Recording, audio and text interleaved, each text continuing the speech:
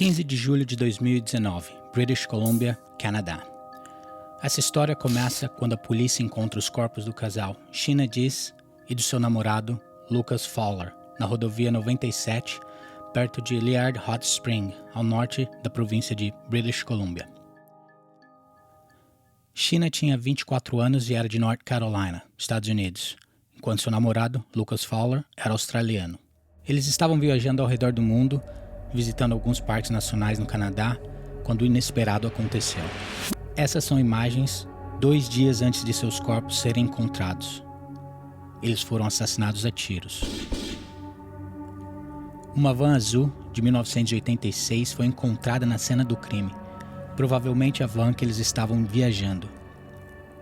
Na verdade, várias testemunhas disseram que os viram na rodovia com a van quebrada algumas horas antes de terem sido encontrados mortos. Um dos funcionários da rodovia disse que os viu do lado de fora da van conversando com um rapaz de barba na noite anterior ao dia que eles foram encontrados. A partir daí, foi feito um retrato falado, baseado no que o funcionário descreveu. Uma semana depois, 2 jovens foram anunciados como desaparecidos, não muito longe de onde os corpos do casal foram encontrados. Cam McLeod, 19 anos, e Briar Schmezelke, de 18 anos, moradores na ilha de Vancouver.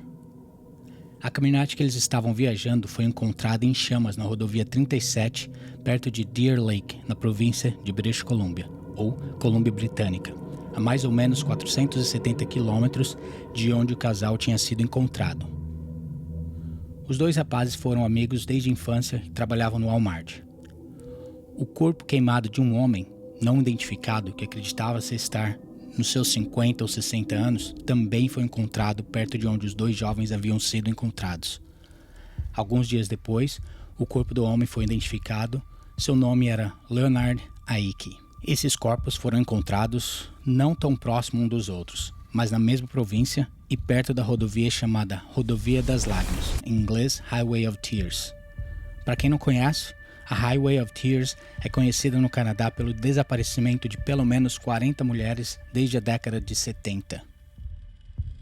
É bom esclarecer que esses casos, mesmo que acontecido na mesma província, eles não são relacionados com os casos da Rodovia das Lágrimas. A polícia então tinha 3 corpos e 2 pessoas desaparecidas, e considerando o tamanho do Canadá, relativamente perto um do outro. Mas aí então, uma reviravolta aconteceu. Os 2 tinham sido declarados desaparecidos. Depois, a caminhonete que eles estavam viajando tinha sido encontrada queimada. Mas a polícia disse que eles foram vistos dirigindo um veículo diferente em outra província do Canadá, e que se alguém os visse, que não era para se aproximar, mas ao invés ligar para a polícia imediatamente. Eles foram vistos na cidade de Jade, 3 dias depois que a caminhonete e o corpo queimado do homem tinham sido encontrados. A polícia acredita que os casos estão ligados. Os 2 rapazes, Cam e Briar, são procurados como suspeitos no assassinato do casal e do homem queimado. Os 2 rapazes estavam viajando por British Columbia com destino sendo Whitehorse, na província de Yukon, onde eles queriam arrumar trabalho. Porém, eles encontraram outro tipo de trabalho e presumiu-se que eles estavam armados e eram perigosos. Essas foram as fotos mais recentes tiradas deles em Saskatchewan. Acreditava-se que eles estavam num distrito chamado Gillian, no norte da província de Manitoba. Essa região é super remota e quase sem sinal de telefone, quase não tem policiamento, simplesmente pelo fato de ser uma área muito grande. O pai do Cam o considerava um rapaz do bem, se preocupava com os outros.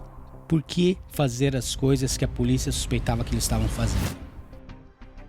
Detalhes sobre o que esses 2 rapazes tinham interesse incluem jogos de guerra em videogame, páginas no Facebook que faziam alusão ao nazismo, fotos em uniforme militar foram enviadas um para o outro. No dia 28 de julho de 2019, a polícia, a Força Aérea e a Força Naval intensificaram as buscas pelos suspeitos. Fizeram buscas em mais de 500 casas, containers de lixo, grupos da comunidade tentando encontrar alguma pista. 7 de agosto de 2019, as buscas se encerram, com o descobrimento de 2 corpos encontrados às margens do rio Nelson, em Manitoba. A autópsia concluiu que a morte dos jovens foi suicídio. Depois de cometerem os crimes, os dois decidiram tirar suas próprias vidas. Existem teorias de que eles não estavam envolvidos na morte do casal e que possivelmente o real matador ainda continua solto.